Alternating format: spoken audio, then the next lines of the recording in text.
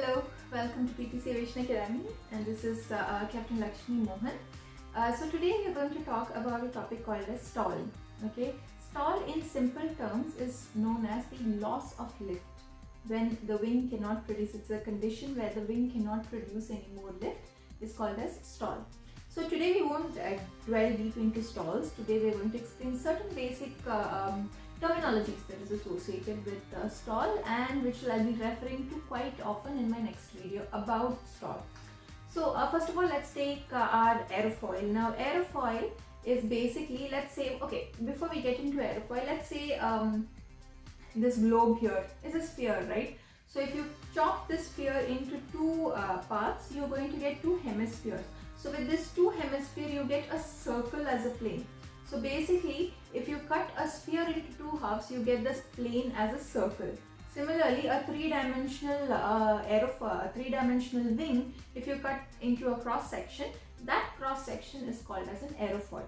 Okay. Now coming into the terminology, in an aerofoil, there is a leading edge, which is the front part of the aerofoil, and trailing edge, which is the back part of the aerofoil.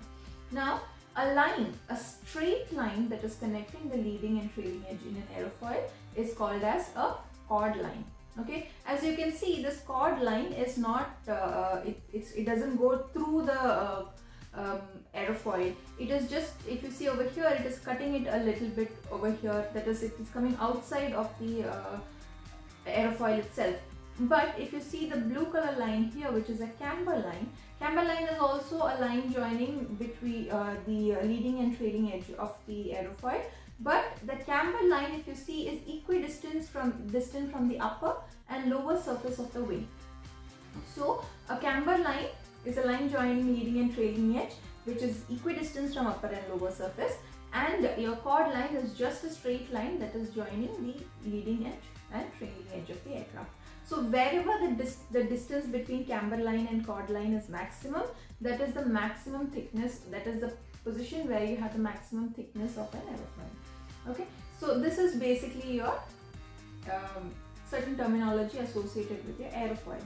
Next, moving on to your relative airflow. Now relative airflow or relative wind is basically the wind that is opposite to your flight path. So whichever direction the flight is going, whether it's climbing or descending, I've also mentioned this in a previous video, that it is opposite to the flight path. So there is three requirements for it to become a relative airflow. That is, number one, it has to be uninterrupted by the presence of aircraft.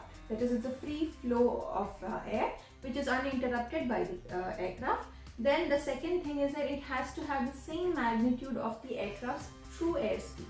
And the third condition is that it has to be in the opposite direction of the flight path.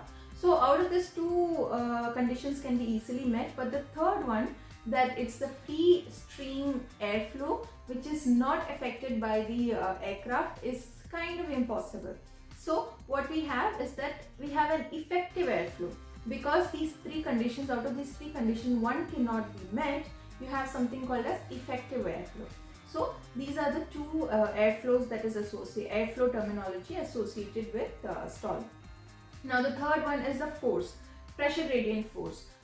Pressure gradient force is the force that makes a fluid move from high pressure area to low pressure area. Fluid always moves from high pressure to low pressure. And when it is forced to move from low pressure area to high pressure area, that is called as adverse pressure gradient.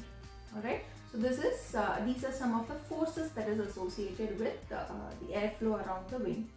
Next is the flow of air around the wing itself. There are different types of flow around the wing. There are two different types, that is laminar flow and turbulent flow. Laminar flow is nothing but when all the molecules of the air is flowing in a straight line, is going in a straight line without intersecting each other.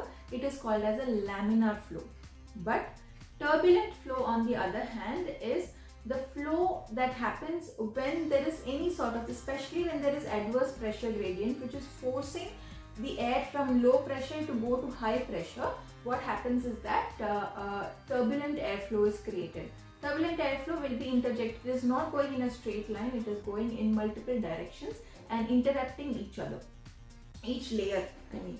Okay, so that is basically your laminar flow and turbulent flow.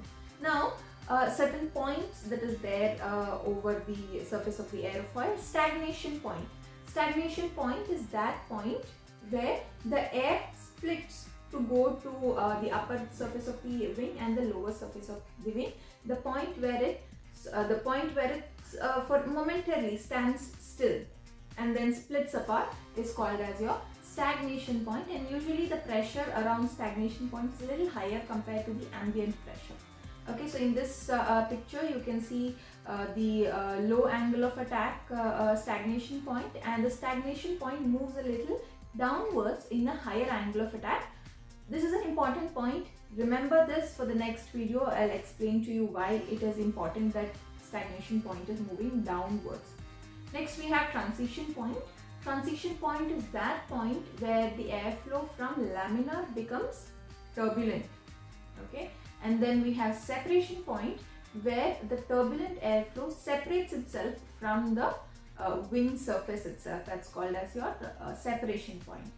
Next is coefficient of lift. Now all these coming together, the aerofoil shape, the aerofoil size, the airfoil's aspect ratio, everything come together along with the different flow, stagnation point, everything together makes the coefficient of lift. Briefly put, coefficient of lift is nothing but lift pressure divided by dynamic pressure. Now lift pressure is the pressure differential between upper and lower surface of the wing, and dynamic pressure is the pressure created because of the motion of the air, or it is mainly experienced on the leading surface of the aircraft. Okay, so this is your coefficient of lift. And so this is some terminologies associated with stall, and in the next video I will explain these terminologies and how it is associated with stall, along with some factors that is affecting stall, and also how stall recovery happens. Okay, that's it for today's video. I hope you have got some terminologies right for your next video.